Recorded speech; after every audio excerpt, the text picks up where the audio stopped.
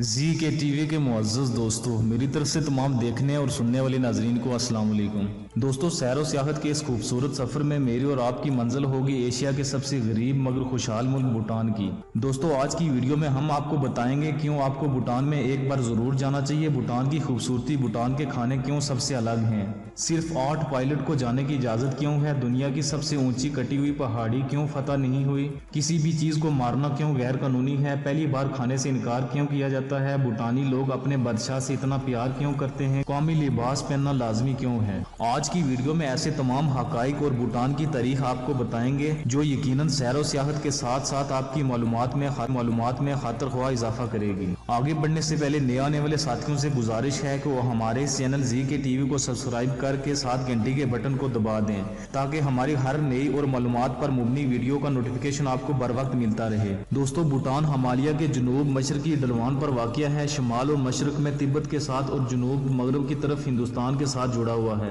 Bhutan Asia میں مالدیپ کے بعد دوسرا سب سے چھوٹا ملک ہے جس کی سرحدیں چائنا اور بھارت کے ساتھ ملتی ہیں۔ اس ملک کا کل رقبہ 38,394 مربع کلومیٹر ہے۔ اگر اس ملک کی آبادی کی بات کی جائے تو 2020 کے اعداد و شمار کے مطابق اس کی کل آبادی 7,70,828 افراد پر مشتمل ہے، جو آبادی کے لحاظ سے دنیا میں 165ویں نمبر پر آنے والا ملک ہے۔ اس ملک کا سرکاری نام کنگڈم آف بھوٹان ہے، جسے لینڈ آف تھنڈر ڈریگن بھی کہا جاتا ہے۔ تھمپو اس کا دارالحکومت اور سب سے بڑا شہر ہے۔ بھوٹان میں تقریباً 77% بدھزم جبکہ 22% لوگ ہندوازم سے تعلق رکھتے ہیں۔ حیران کن بات یہ کہ یہاں بسنے والے لوگ پہاڑوں، درختوں، دریاؤں اور ہواؤں کو دیوتا مان کر ان کی پوجا کرتے ہیں۔ اگرچہ بھوٹان کی آثار قدیمہ کی کھوج کو محدود کیا گیا، لیکن خطے میں تہذیب کے شواہد کم از کم 2000 قبل مسیح کے ہیں، جن کے بارے میں خیال کیا جاتا ہے کہ وہ تبت سے ہجرت 17ویں صدی سے کر چکے تھے۔ 1960 میں برطانیہ نے بھوٹان کے معاملات پر کچھ حد تک قابو پایا، مگر چھوٹا ملک ہونے کی وجہ سے کبھی بھی اس کو نو آبادیات نہیں بنایا۔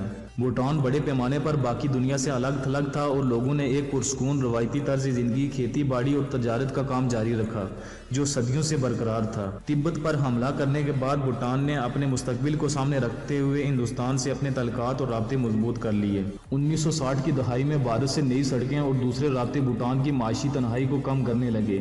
1985 میں بھوٹان نے غیر ایشیائی ممالک سے اپنے سفارتی رابطے شروع کر دیے۔ معاشرتی جدید کاری، غلامی اور ذات پات کے نظام کو ختم کرنے، خواتین کو آزاد کرنے اور زمینی اصلاحات مد نظر رکھتے ہوئے بھوٹان نے سفارتی سطح پر یقینی کامیابی حاصل کی۔ بھوٹان پہاڑی سلسلے پر واقع ایک ملک ہے، یہی وجہ ہے کہ یہاں پر بسنے والے تمام لوگ سخت جان اور محنتی لوگوں میں شمار ہوتے ہیں۔ اگر ملکی معیشت میں کرنسی کی بات کی جائے تو بھوٹان میں انڈین کرنسی کو زیادہ اہمیت حاصل ہے، جس کی بڑی وجہ انڈیا اور بھوٹان میں بڑے پیمانے پر تجارت ہے۔ اس ملک کی اپنی کرنسی ہونے کے باوجود یہاں کے لوگ انڈین کرنسی کو ہی زیادہ ترجیح دیتے ہیں۔ اس ملک کی معیشت کا دارومدار مائننگ انڈسٹری، زراعت، صنعت کاری اور سیاحت پر ہے، جو اس ملک کی ترقی کا اہم ذریعہ ہے۔ دوستو، اب چلتے ہیں ایشیا کے انتہائی پر اسرار ملک بھوٹان کے بارے میں دلچسپ حقائق جو یقیناً آپ کی سیر و سیاحت کے ساتھ ساتھ یقینی معلومات کا سبب بھی بنیں گے۔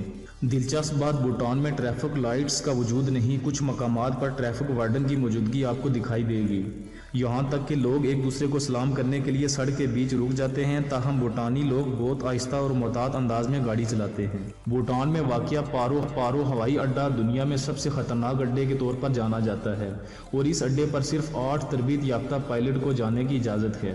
2010 میں بھوٹان تمباکو کی مصنوعات کی پیداوار اور فروخت پر پابندی عائد کرنے والا دنیا کا پہلا ملک تھا۔ عوامی مقامات پر تمباکو نوشی غیر قانونی ہے۔ 1916 میں بھوٹان کے پہلے بادشاہ نے تمباکو کو سب سے زیادہ غلیظ اور مضر بوٹی کہا۔ خلاف ورزی کرنے والوں کو سخت جرمانے اور قید کی سزا سنا دی جاتی ہے۔ 1999 میں بھوٹان کے بادشاہ نے ملک کو جدید بنانے کے لیے ٹیلی ویژن اور انٹرنیٹ تک رسائی کی اجازت دی۔ بھوٹان ٹیلی ویژن اپنانے کے لیے دنیا کے آخری ممالک میں شامل تھا۔ بادشاہ نے خبردار کیا کہ ٹیلی ویژن کا غلط استعمال ان کی پرانی روایات کو خراب کر سکتا ہے۔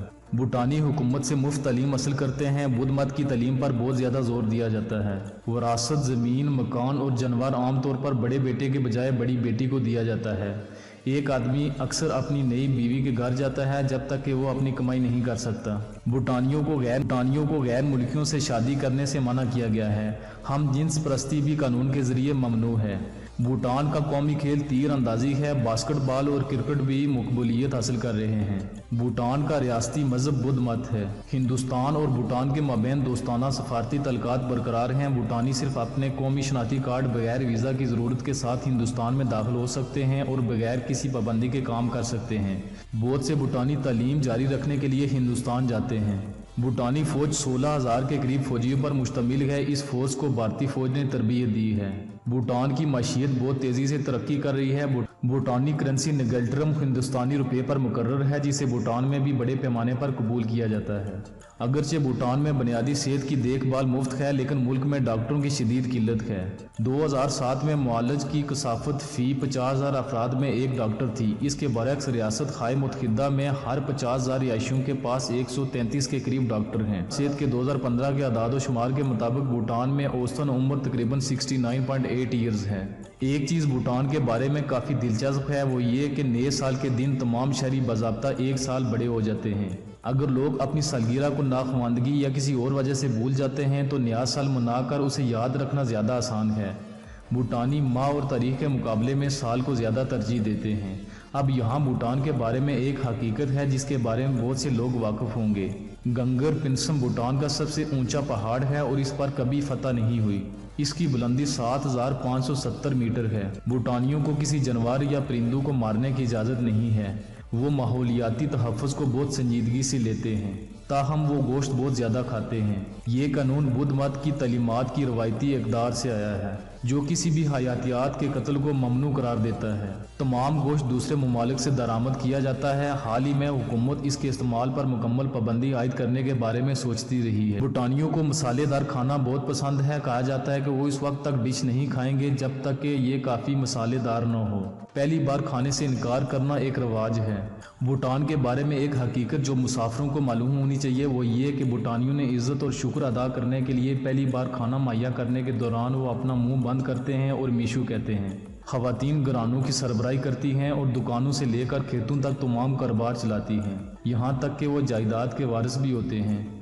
और एक शख्स शादी के बाद अपनी बीवी के घर चला जाता है। ऐसा लगता है कि यहाँ भूटान में निसाई इज़्म ज़्यादा मसला नहीं है। भूटान के बारे में एक हकीकत जिसे ज़्यादातर लोग जानते हैं वो ये कि भूटान का बादशाह अपनी आजिज़ाना शख्सियत और इंसान दोस्त कोशिशों के लिए जाना जाता है। बजाय तौर पर पीपल्स किंग कहलाता है, चूँकि आबादी की एक अक्सरियत बुद्ध मत पर अमल करती है जो मोहब्बत और शफकत का दर्स देता है, लिहाजा जराइम की शरह बहुत कम है। पुरतशद्दद जराइम शाज़ो नज़र ही रिपोर्ट होते हैं। स्कूलों, सरकारी इमारतों या किसी भी रस्मी मौका पर भूटान का कौमी लिबास पहनना लाजमी है। इस तरह भूटान अपनी रवायती अक़दार को महफूज रखने और उसे फ़रोग़ देने की कोशिश करता है। दोस्तों, ये थे भूटान के बारे में कुछ दिलचस्प और हैरत अंगेज़ हक़ाइक़। उम्मीद करता हूँ आज की ये वीडियो आपको ज़रूर पसंद आई होगी। पसंद आने की सूरत में हमारे इस चैनल को सब्सक्राइब और दोस्तों के साथ ज़रूर शेयर करें। मिलते हैं किसी नई दिलचस्प वीडियो के साथ। इजाज़त चाहता हूँ।